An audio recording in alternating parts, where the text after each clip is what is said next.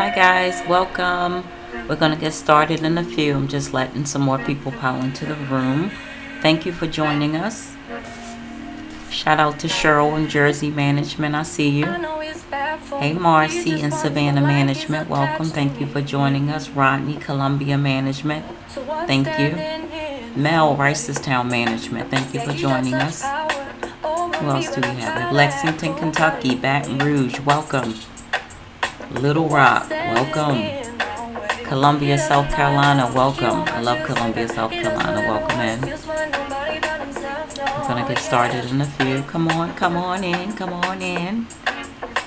Baltimore, Philly, welcome. What is that? Texas, I missed it. That went by too fast. Texas, welcome. Anywhere in Texas, welcome. We're gonna get started in 3, 2, and 1. Welcome everybody. Thank you for tuning in. Shout out to all of the management companies that I saw in the feed. Shout out to the private landlords, the cleaning companies. Who else did I see? I saw a couple attorneys. Thank you. Speaking of attorneys, let's do a little sidebar on that. If you are a private landlord, hopefully I wouldn't have to say this to a management company, but if you are a private landlord and your lease is not prepared by a licensed real estate attorney in the state that your property is located, you are doing yourself a disservice.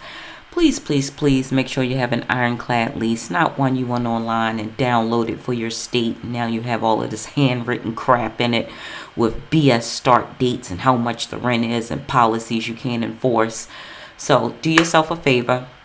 Get yourself a lease prepared by a licensed real estate attorney. It will save you money and time. And to any real estate attorneys out there listening, holler at your girl about a sponsorship. Hello. So I see you guys checking out my fancy decorations. Yes, it is holiday season. Not sure when you're viewing this, if it's holiday season. Felice and Felicia to you all. If you're not viewing it during the holiday season, I hope you had a great one. So check everything out. What do you think? Look at the headband. Headband. Nice. Nice. Thank you guys. I'm glad you like it. So listen, if you have a question or would like to start a discussion through our Q&A, please feel free to email us your question to unconventionalpropmgr@gmail.com. We're going to run it across the screen, or we're going to put it somewhere below. It should be right there now, right there. So send us an email and we'll do our best to include your question into our Q&A. So without further ado, let's get into today's Q&A.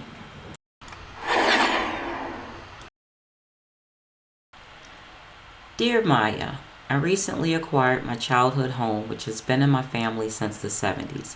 The community was always full of homeowners that cared about the neighborhood.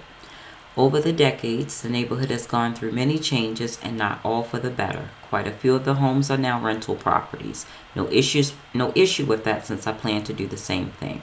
But what I'm finding is that owners are more concerned with the guaranteed check and less concerned with the quality of the tenant, which now becomes a nightmare for the rest of the neighborhood.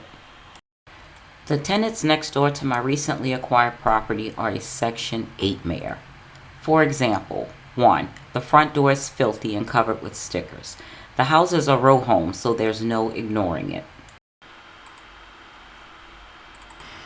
The grass is never cut. This goes for the front and back. Rats, rats, and more rats. Too soon, guys. Way too soon. We talked about this.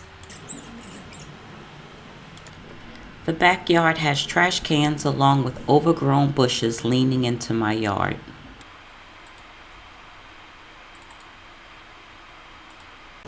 And the craziest thing of all, one of the tenants came home a bit intoxicated and decided she would take a dookie on my front lawn when she was only steps from her front door.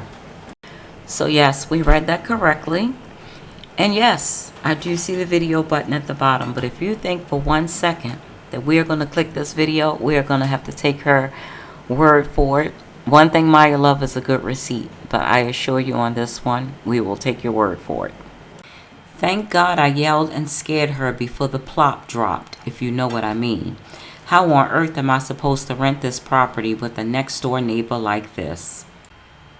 Research shows the owner is out of state. Word on the street is it's managed by a company. I've tried to communicate with the tenants, but that was a flop. Nonetheless, how would you handle this situation if you managed my property? Well, for starters, I would install a pet station at the front door just in case there are neighbors. Okay. Cut.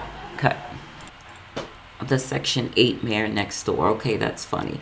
But listen, truth be told, that could be a W-2 mayor, that could be a self-employed mayor, that could be a doctor mayor and a lawyer mayor. So we won't broad brush in that. Source of income has nothing to do with being a nasty neighbor. That's the bottom line. As far as the log being laid on the lawn, I'm not going to focus on that so much. However, I do hope that was just a one-off. Maybe she had bad lunch, dinner, I don't know. Hopefully that was a one-off. But we will deal with the nightmare that you have going on next door, especially when you want to lease your property. Wait, hold on, guys. We have a few people dropping in some rent checks. Let's get a few shout outs. Lookout Management, thank you for the $50 rent check. We have Kelton and Levin. Yes, see you in Texas very soon. Thank you for the $100 rent check. We have Real Law for Real. Thank you so much. Yes, great advice on the lease. Thank you. $25 rent check. We have Sun Management. $10 rent check. Thank you so much. I'm glad you finally caught the live too. Clara at Law, what's up? Thank you for the rent check of $25. And Best Plumbing, thank you for the rent check of $65. Can we drop some jingly snow for our rent check droppers, please? Thank you so much, guys.